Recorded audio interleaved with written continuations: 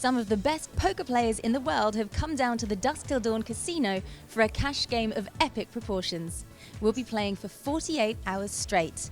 Who can last the distance and who'll top the biggest winner list when time is called? Last time, things got nasty as the clock ticked past 12 hours. If you can't spot the sucker... I didn't see Tony over there. Roland, it's my money now. You can help us, we just need to vote off Annette. Shut up. Annette, you know I'm only joking with you. I mean, you're joking, but you mean what you say still. In a way. You want me to think you're joking so you don't come off as a douche. It's malicious, but it's like part of the game. Thanks. The onliner voters wielded their axe and chopped Neil Channing out of the game. Tonight, another player will be evicted, voted out by the other players. I don't want to go. Annette, is it 2 ends or...? We're just over a quarter of the way through. Let's head back over to the game with Jessie May.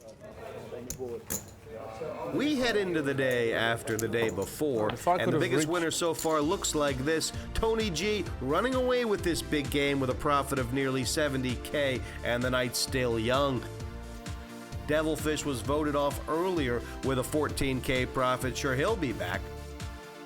Roland DeWolf's had a good start on the table, ahead over 11,000. Jennifer Tilly's taken some big hits. Luke Schwartz and Alec Torelli both up.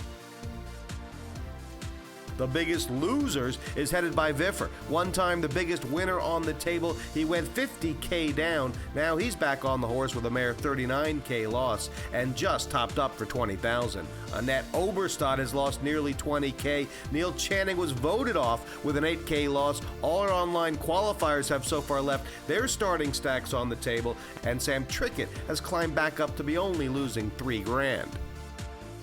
You want to have a bet? Yeah. Who's? I'm thrilled to be joined by none other than Neil Channing himself, who was in the thick of it. You didn't deserve to be kicked off this table. What were they thinking? I mean, the 3-4 of hearts, head up pot, check fold. You were doing your best in there. I don't know. I didn't get dealt too many good hands, I think, but I don't know. It's hard to tell sometimes. I was never feeling totally happy in that game for some reason. I can tell you I could pick 4 seats on that table I'd rather have sat in. Do you mind? Doctor at this table. Yeah, play the doctor. If not this time, I will get the internet to work with. There's going to be some action here because, you know, these are the kind of hands that, you know, Alec Torelli here with a 9-7 suited. These are the kind of hands I would have liked to have been getting dealt a bit more. They're kind of middly ones with a bit of prospects to them, you know. And, what's happened here? Tilly straddled for 100. Torelli made it 3. Couple calls. Tony G 1,300 on the button. It's brought DeWolf in with the ace-queen suited, and that then brought everybody else in. Yeah. It's kind of like pins, isn't it? They just everybody lines up to call. Yeah, of course, because you know, yeah, if it's a small bet like 300 or something, you know that after 3 or 4 people are called, somebody might do a big squeeze. They might bet like 3,000, 4,000, and everyone has to fold. But when it's a bigger one like 1,300, if someone wants to do a big squeeze now, they have to do like 8,000, 9,000. And where's the credibility really in just calling the 300?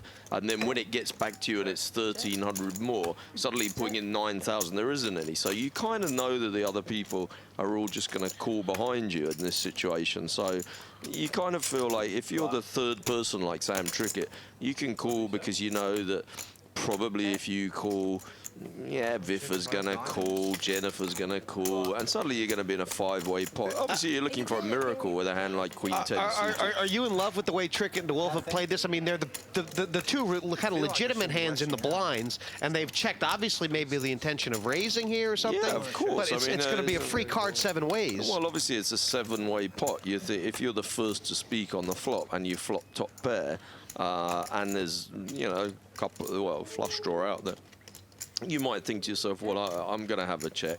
I'll let someone else sort out the pot by making it heads up, and I'll see how the other people react to that. That's what Roland was thinking. Sam was thinking, well, I could bet, You missed a nice part. You know, if one of these guys had like, you know, 10 or 12,000 in front of them, it'd be nice to just shove in and get it over with. Yeah. But they're deep here, aren't well, they? this is the thing, isn't it? I mean, Sam could have had a little bit on the floor, but he probably thinks to himself, I don't want to bet someone raises, someone re-raises, I have to throw away my hand. He'd rather check and maybe check call, possibly check raise, and it got checked around. And now Sam's thinking, well, I got a gut shot.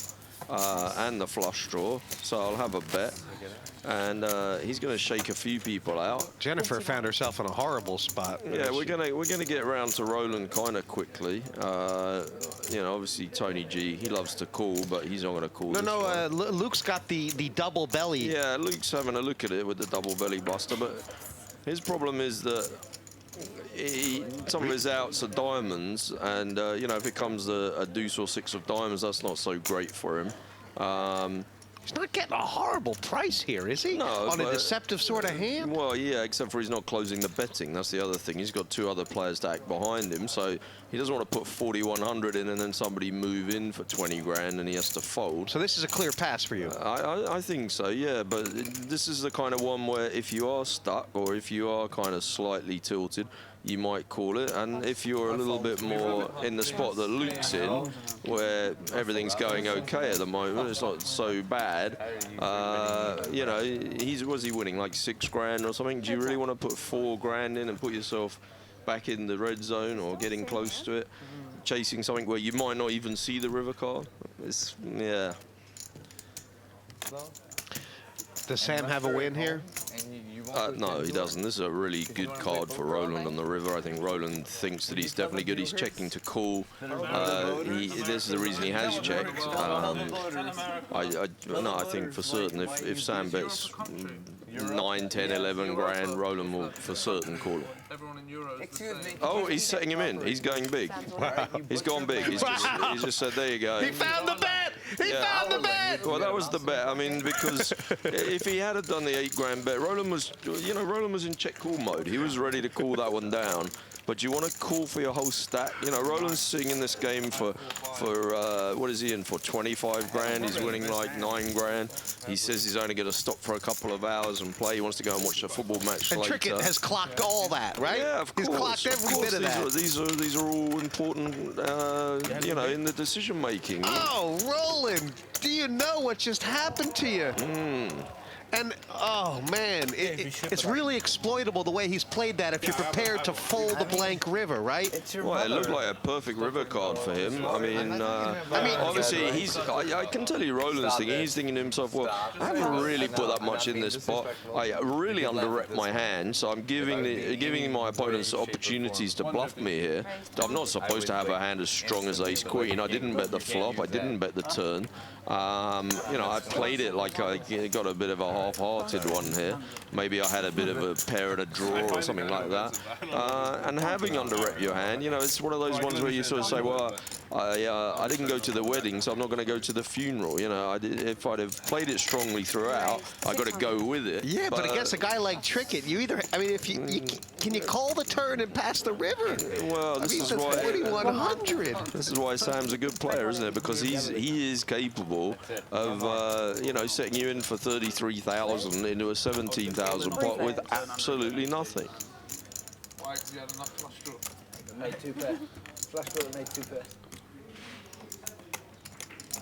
Roland's trying to convince himself that he made a good laydown there. Like Roland's got a good 8 or 9 minutes where he can carry on this fantasy. It's kind of like, he makes, well, Trickett had 2 pair. Yeah, quite often actually it's interesting, you get conversations across the table between Sam and Luke.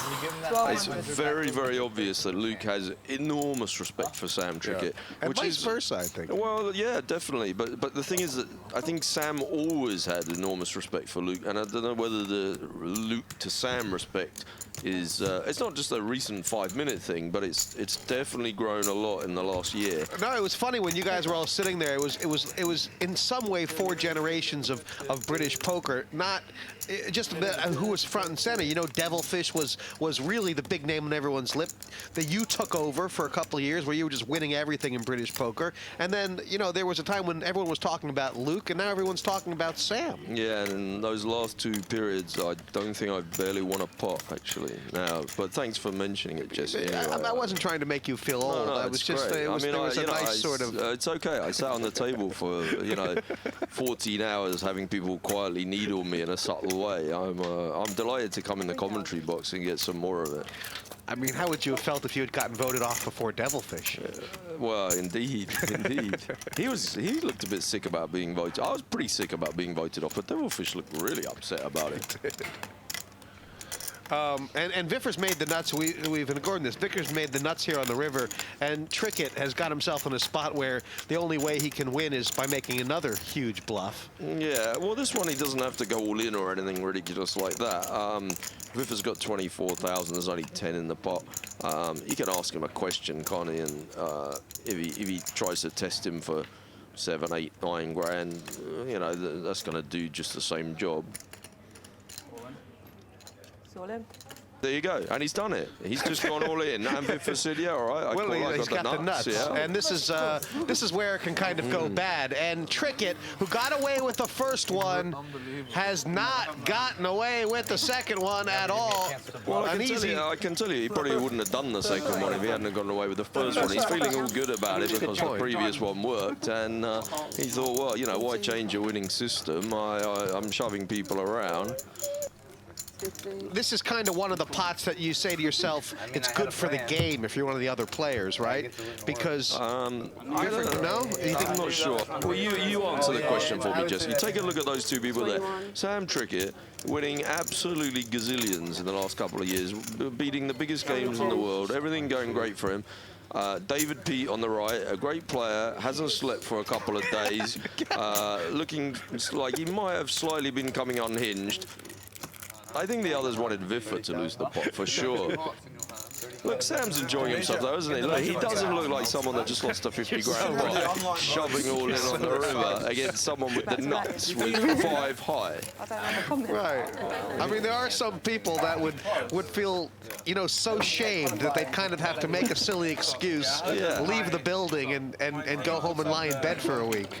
Trickett's got a huge smile on his face. Absolutely, yeah. He's just shoved 24,000 pounds on the river into the nuts with a 6 high. That's the question. Not a scratch on him. Yeah. Not discriminating, but 100 strap. Not a scratch on him. Jennifer, you guys, come on. Really? Yeah. I'll tell you what, Luke has handled, you know, he lost that big 50 grand flip against... Yeah, he hasn't run brilliantly, actually, from what I could see. And he looked to be playing okay. I'm pretty sure he was making a lot of moves pre-flop. And his technical game is very, very good. Roland's got the old 7 deuce here, so we'll see what happens here. He's got it up to 500 to play, five times the straddle. Sam Trickett's immediately called with the ace-4 suited, Gentile's called with the king-jack suited, and Alec Torelli. Honestly, C5 has been hot all night. Well, Alec Torelli is in the small blind. This was the kind of thing I was getting. I think I did have a pair of 9s twice, but I got them both times in the blinds. And yeah, these were the kind of flops you get. Anyway, it's a good flop for Gentile, and it's not a good flop for Roland because he'll see this as a bluffable opportunity with the 7 deuce, I think. I'm pretty sure Alec Torelli won't be putting another chip in this pot.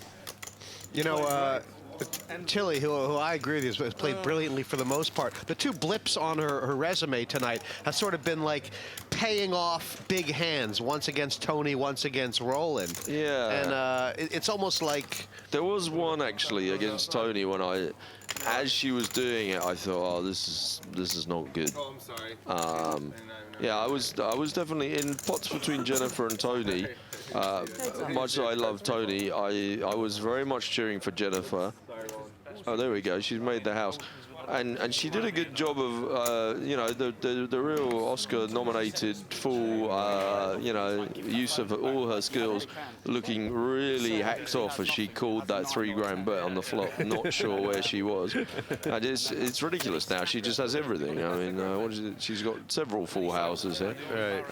But Roland may have one more stab at it, and it looks like he's going to. And I don't blame him, really. I mean, the way it's played, I'm pretty sure I'd be doing the same here.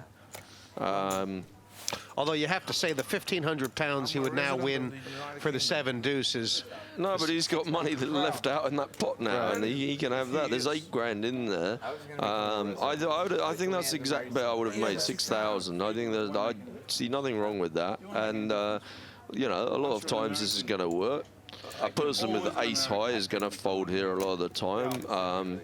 And obviously Jennifer now finally raises. And the Wolfe, I mean, wow, he's gone kind of glum. He was so chipper earlier. Well, he came, I don't blame him. He came in, he had a nice sleep, he was looking good, he was excited, he was having a few laughs and jokes. He's always excited to see Tony G, he's excited to see Viffer. He likes Luke, he likes Sam, he likes Jennifer. A lot of money on this table, most of it in the hands of Tony G, who's got 88,000 pounds in front of him, almost all profit. Jennifer Tilly going the right way here, up nearly 18 grand right now. Schwartz ahead. The Wolfe just sat down. Look at Viffer. He's got 56,000 pounds in front of him, barely down at this stage. Should he play a big pot, he could get the lot. Tony G is our current chip leader, but how much longer can he continue his domination of our big game table? Find out after the break.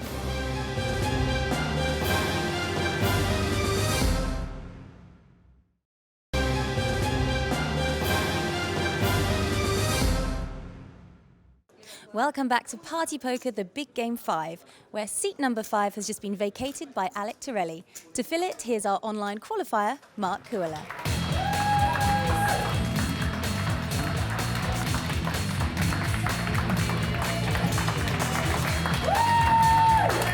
Hi, Tony. Marc Koehler, actually a student of Bodo's Bresny. You know Bodo from prior big games, and he's a bit of an instructor, and Marc Koehler is one of his students. Yeah, Bodo's involved in online poker training. Germany. I think I can give you the best wishes from Bodo. I'm a good friend of Bodo. But, you know, it's funny about Bodo. I mean, his is, in some ways, it's the success story that everyone looks for in poker. Came into the big game as an online qualifier, ended up with a pro sponsorship deal, and so it can be done. And he's putting people's personal business out on the street about money after the kid stole a sandwich. That's a good line. Is this the guy that we really want at the poker table with us?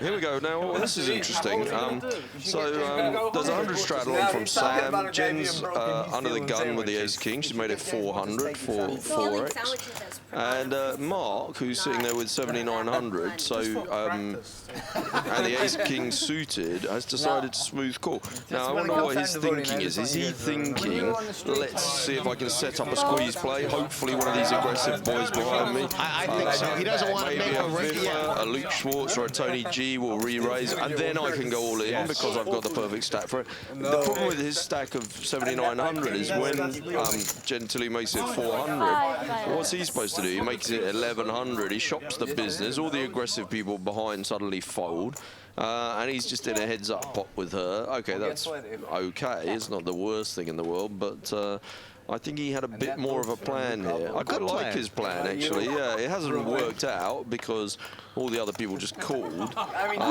He's missed the flop, and I think with the plan not working out, I'd probably just give up now and just you know, you don't need to put any more in, really.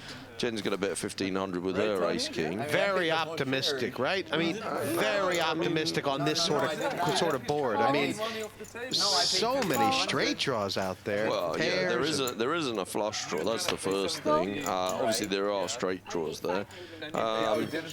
You know, what? Someone's got a queen. Say, let's say they have a queen. What are they going to have? Queen Jack, Queen 10.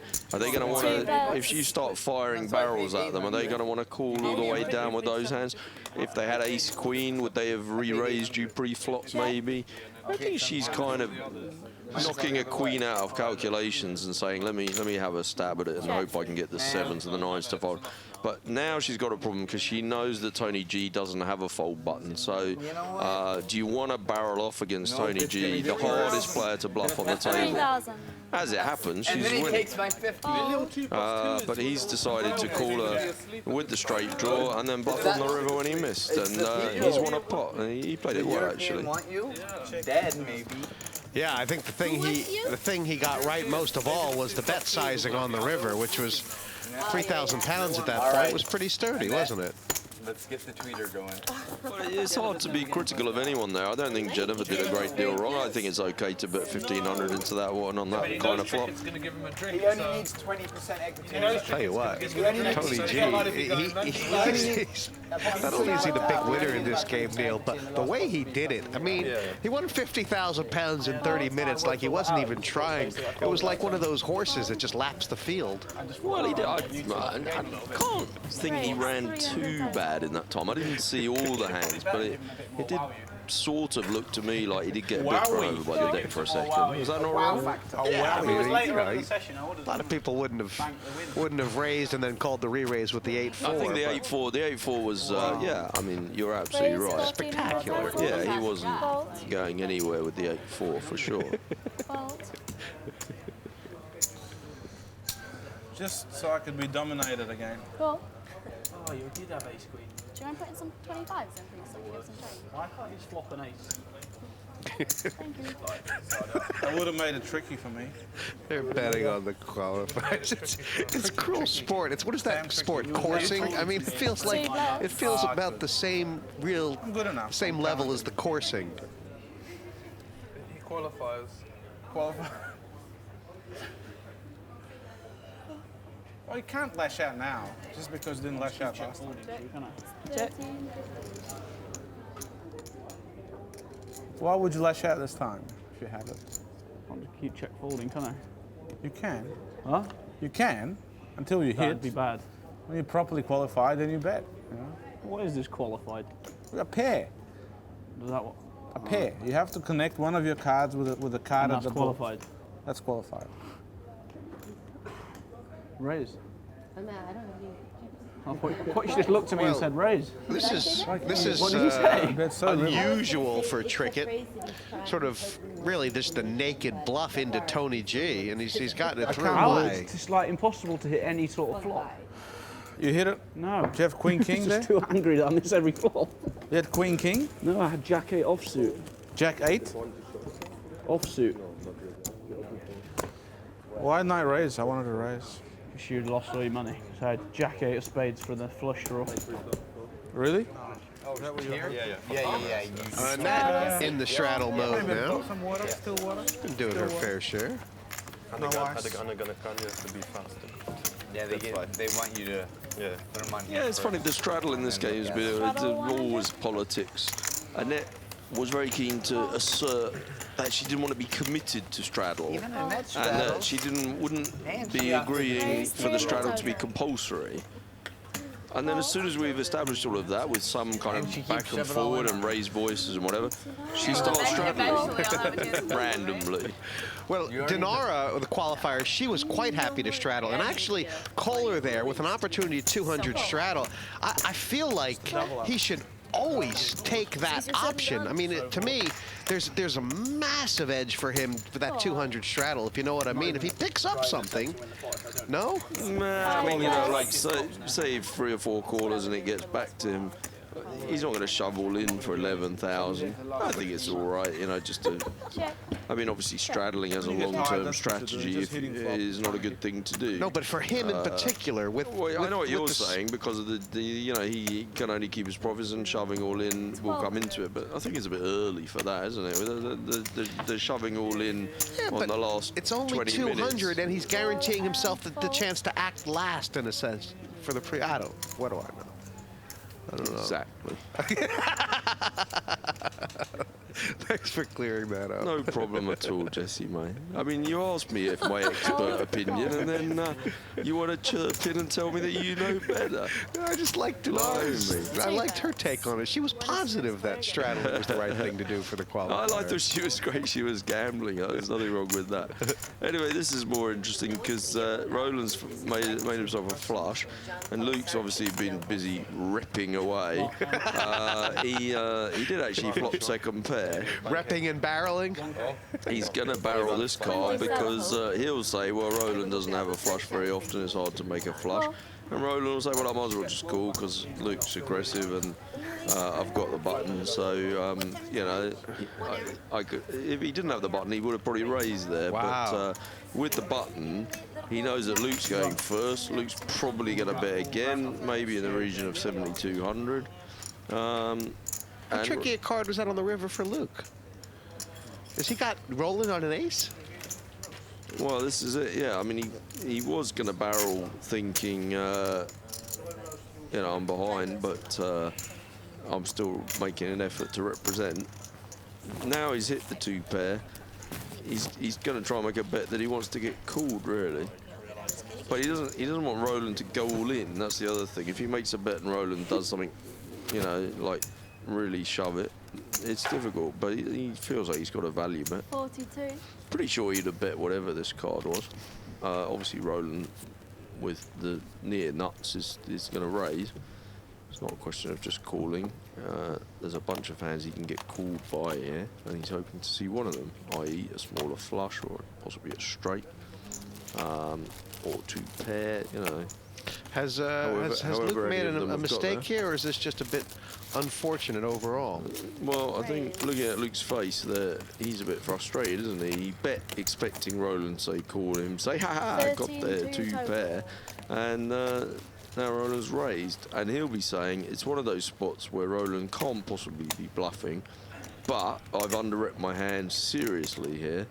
I've only just to open him up to this trap here that I've got two pair, and he still wants to raise me. So I think Luke will figure this one out and throw it away. Actually,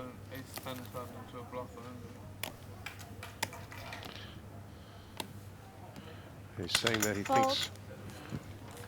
He said he thought Roland was turning the ace into the bluff, but without conviction, and he has made the laydown. Good job, Roland. Yeah, I think he said ace 10 specifically. But he did fold it in the end. You did? I think I slept 4 No, you didn't. as well. You're making out you're a shark and you're a donk as well, mate. Yeah. I told you I was too tired for that game. 15 hours down in this 48-hour continuous cash game. We're back with all the action from the Party Poker Big Game 5 after the break.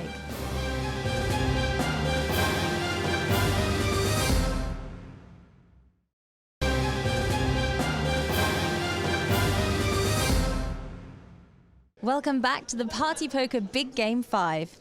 Eviction time is looming as one of our players will soon be heading out of the door, voted off by their fellow players. We're going to be losing one of these players shortly. What a line to get in the game. Best in the UK, over from America. They've come from Sweden, down from London. Get me in this game, Ma.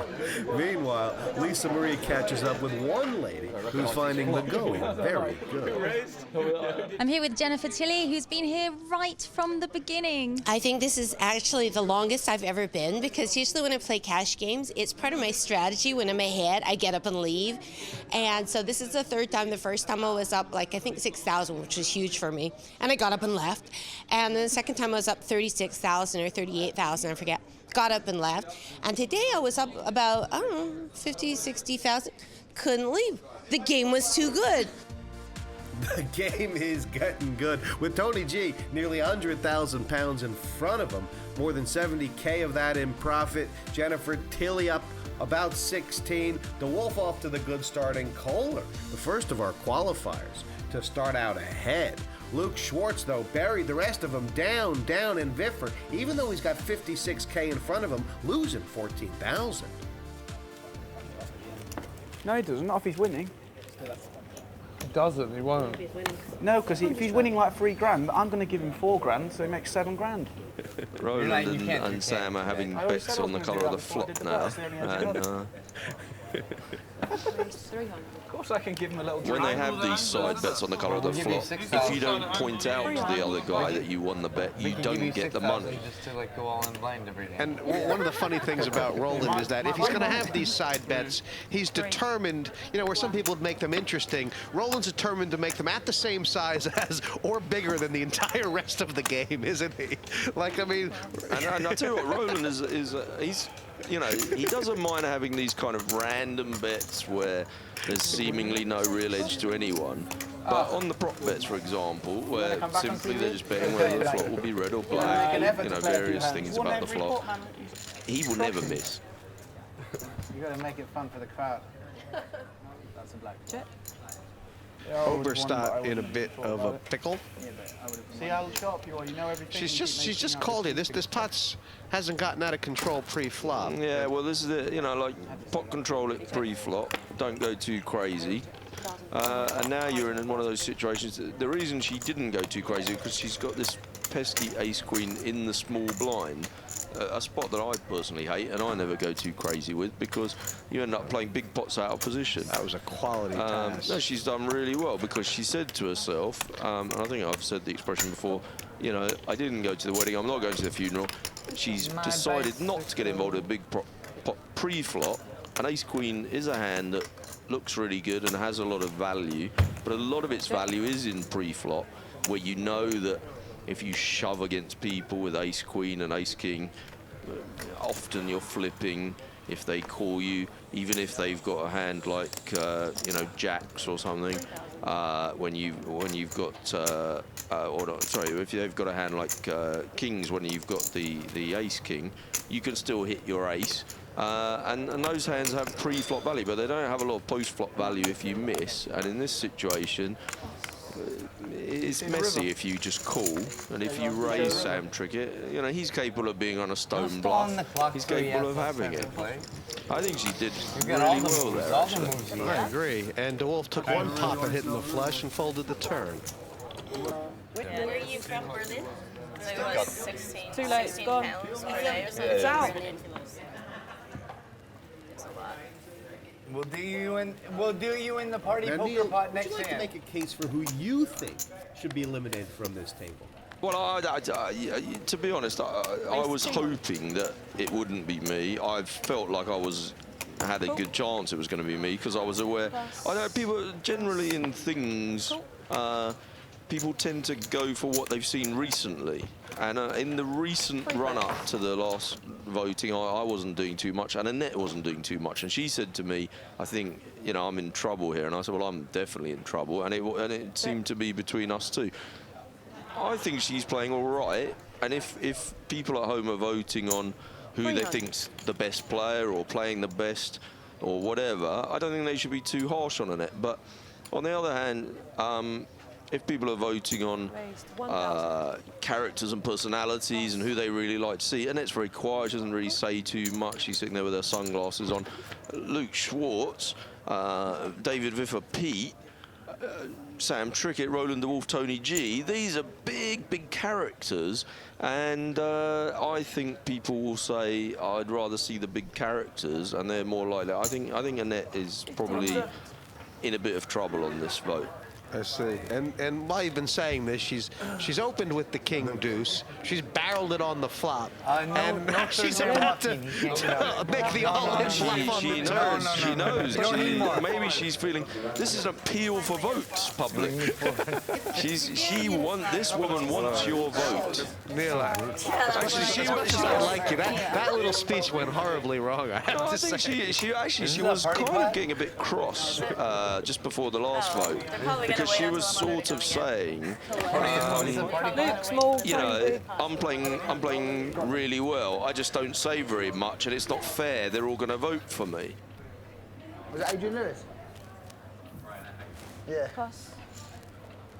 Are we on? Pass. Are we on? Raised 150. I'm calling as well. So Luke, possibly a slight boredom raise. Tony G just flat calling with the ace and another ace. He's done this so often. Yeah, but the thing is, the table's dynamics change a bit. You know, when Sam Trickett was squeezing away all the time, maybe that was the play. But Sam's a bit, you know, he's talking about dinner and Obrestad as well. There was a time when she was making plays like this with no hand from the small blind. Normally, I don't mind this kind of thing. Try and set up the squeeze play, and if it doesn't work out, it doesn't work out. But it's a reasonable flop for Roland. Did you hear him scream? It's actually quite a good flop for aces, isn't it? I mean, did you hear Roland scream? But it's going to be hard to not do your money with the aces here. Now, what's happened is Gentile's decided to come out firing. She's got top pair. She called pre-flop with Queen 9 suited. Quite reasonable. She's made the donk lead, find out where you are, that kind of thing. You're probably winning. You want to protect against overcards. You don't really think anyone's going to have a 3, and you want to narrow the field down. And you know, now Tony G somehow has just found the call. Which is pretty amazing, really. Wow, Roland's, look how live he's drawing. If Tilly can find a 9 or Tony can find the ace. Well, obviously Roland was going to call because, you know, he wants to try and... He's got 2 punters, you know, he's thinking one of them's going to bet on the turn. This is a bad card for Roland, really, because it might scare off his customers, the fact that it's come diamonds. Tony G does have the ace of diamonds, though, and we know that his MO is that he generally likes to call. I think Jennifer will pass, and that Tony will just call. I think that's how it's going to work out. Enough of me and you. And if it comes a diamond on the river, we might see Tony G do a bit of money. And if it comes an ace? Well, if it comes an ace, that would be a double up for Roland de Wolfe. Let me take it. Yeah, Tony G does just flat call, and here is the river. And it's a blank, the black deuce. What a blank. So Tony G's he's in check call mode, Tony G. Roland's, he can get away with betting 4,200 and get a call. He's asking for it to be spread. No, he's gonna get greedy. He might go for greedy because he knows that Tony G, you know, is a bit of a caller. Yeah, he's going for like 6, 7, 8 grand. Yeah, 8 into 7. Yeah. He's kind of doing that thing where, well, I didn't get much value out of the earlier street, so I'll make up for it by betting more on the river. And Tony G might be thinking that this is a kind of nuts or nothing situation. You'll often get a caller here, and they both will say, "Yeah, I knew it was quads or nothing," because what else are you supposed to have here? You know, like 9's full. I don't think I'd do 7. It looks like it could have been could be a flush here, right? Could be a flush, yeah. Or would he have bet bigger on the turn with a flush? Well, it could be a flush. So the only thing is, Tony G's got the ace of diamonds, and you know, would Roland have raised with a flush draw, like a nice laydown? Well, you've been limping in with kings? Aces. I have aces right now. Okay, nice one. Roland's certainly not showing the quads there. He's pretty sick that Tony G found a fold with the aces. And now he's wishing he had bet a little. He's telling himself would have got 4 was for sure. 4,200 was. He knows he could have got that one. That's 4,200 right there. He could have just picked up off the floor. Tony G is growing up. 2 quality folds on the river tonight for the G. Well, I told you what I had. You wouldn't believe it. In his poker career. I thought you were going to say. number 1 and number 2. Oh, okay. Sorry. You're correct. You wouldn't believe me. You say, friend. Say what? Friend. Kings? So Luke hasn't really had like brilliant hands for a while. I think he turned jacks into a bluff. He raises with a pair of 9s. No. But he's talking about jacks pre-flop. He said you should never overplay a hand. I don't know. But I don't think couldn't really hold the river.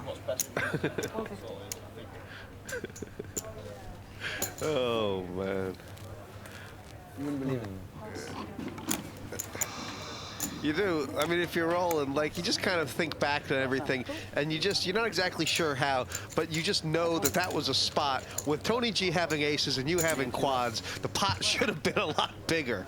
You know what I mean? That's going to haunt you for a while. A little bit, yeah. That is a bit frustrating. You're not exactly sure what should have gone different, but a lot of things. Well, this is an interesting one. We got Tony G with the flush draw, Gentile with top pair, reasonable kicker.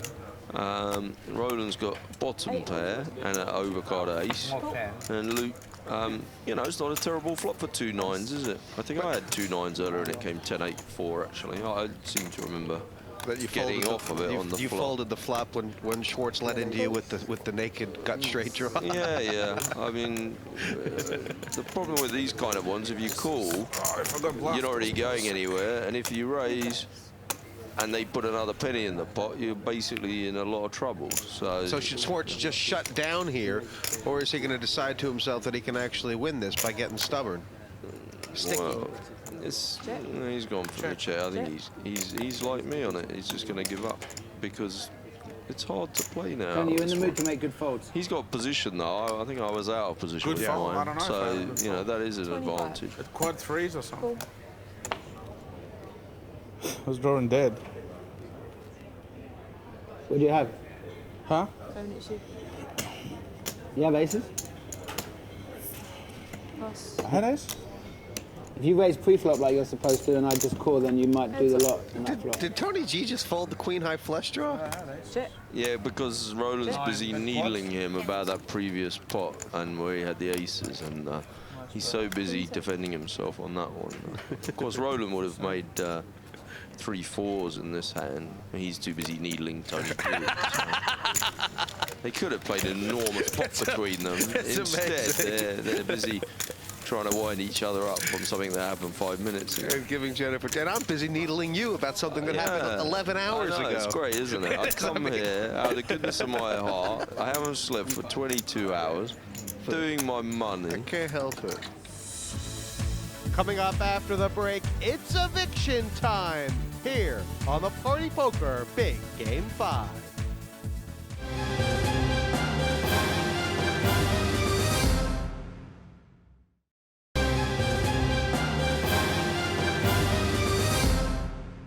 Eviction time looms as one player will be voted out of the game by the other players round the table. Someone's ego is about to get severely bruised. Unique to the big game is the eviction process. This season, there's 2 ways for our players to be voted out of the game. Eviction will alternate between an online audience deciding on who they would like to boot out of the game. Well, I think the viewers like me. And the players themselves will vote secretly for the player they would like to leave the table. Can you vote for the dealer? The only way to avoid eviction is to gain immunity by being the most active player at the table. So brutal. I'm shocked. Oh, thank you. Let's head back to the table. Understood. The eviction looming on this table to be a player vote. I like Sam Trickett there. He's probably the most nervous time of the entire big game. Being stuck. Do you want to be on? I'd want to be. Feeling like if he can just stay around here, he'll be the big winner eventually. That's how good form he's been in.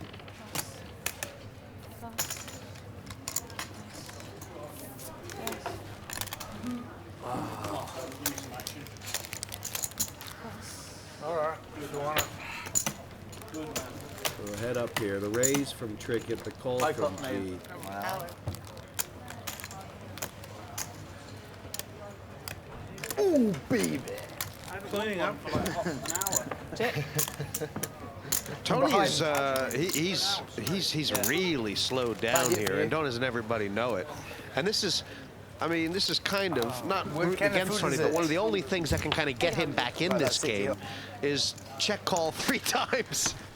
And you know, get a little upset. I think the thing is with Tony that now he's got this big stack. It's almost like a tournament. He wants to kind of protect it, not just because of going out of here with the money, but he feels like with Viffer sitting there with 54 grand and him having position and having Viffer covered, his basic job now is to try and cool a Viffer for the whole lot. Interesting. And if he is to kind of lose 20 grand or 30 grand to Sam or Roland, you know, he might not be able to do that. Yeah. So, and they've got position on him. He doesn't want to really be messing with them too much. Luke's a bit too small stack to really think about too much from Tony's point of view. So I think Tony's just thinking, like, I might as well just sit back now. I've done my job. I've made some money. And if I happen to get in a chance to cool a Viffer, I wouldn't mind. And what about now? He's check called. Trickett's obviously going to bet. Is he going to do a little Roland here? Just keep betting big until you get called? Wow. Oh, wow, they're just massively over betting the pot against Tony G. He's sitting here talking himself into calling, isn't he? 100%. He's just talking, and until he's talked us himself into calling, he is not going to stop. I think it's 70-30 that he calls it. And I actually think at the time that Sam did the bet, it was like 80-20 against him calling. He's going to fold anyway. There we go. But he's saying, I got bluffed on the end there. You know, and he's a bit flush draw. Yeah, he's not happy. And Sam's never showing in that situation because he's, you're safe. you know. Nobody's voting you up. You're safe. No, I know. I can't really get out of it anymore. Oh man, was that funny? It was dribbled away. Embarrassing. Now You Luke, wanted on to the other call hand. so I haven't bad. dribbled away, have I? Oh gee, won the 10,000. battle again. Yeah, one 10. personal, Luke. Yeah, you had like ace 10 king jack. No, I had queen 9. Nice. Perfect. Yeah. One player. That's good. Tony, I won't vote for you if it comes I do believe it's time for a little bit of value. A nice free roll, Neil. It's the Poker News bonus pot. Oh my God, I'm not happy about this. I don't want them putting too many of these out there while I'm not in the game. It's not fair. Time now for a Poker News bonus pot. Here's your £500. Oh, baby. It is the Poker News bonus Did I pot. have it? The frenzy over the Poker News bonus pot hasn't really reached the heights of the big game 4, the big game 3 yet. Well, yeah, I mean, inflation has seen the extra money go down. 200. It's not even enough to fight over. I'm putting in 500. All the time, bro. Over and over and over. Raised 1,000. Plus. And Annette's decided that she might as well try to steal this free money. I think she, while I was on the table, I had the impression that she was probably having a bit of a stab at the bonus pots wherever she could. I think this would really appeal to a guy like Alec Torelli when he gets back in. He didn't have a chance to compete for any Poker News bonus pots, unfortunately. I've been dribbling for 4 hours. And Viffer's just called here with the 7s. I mean, overall is... Well, he's probably thinking to himself, you know, Annette has been kind of tight recently. Is it the bonus pot that's brought her out of her shell, or is it that she's just found a hand? I'm not too sure.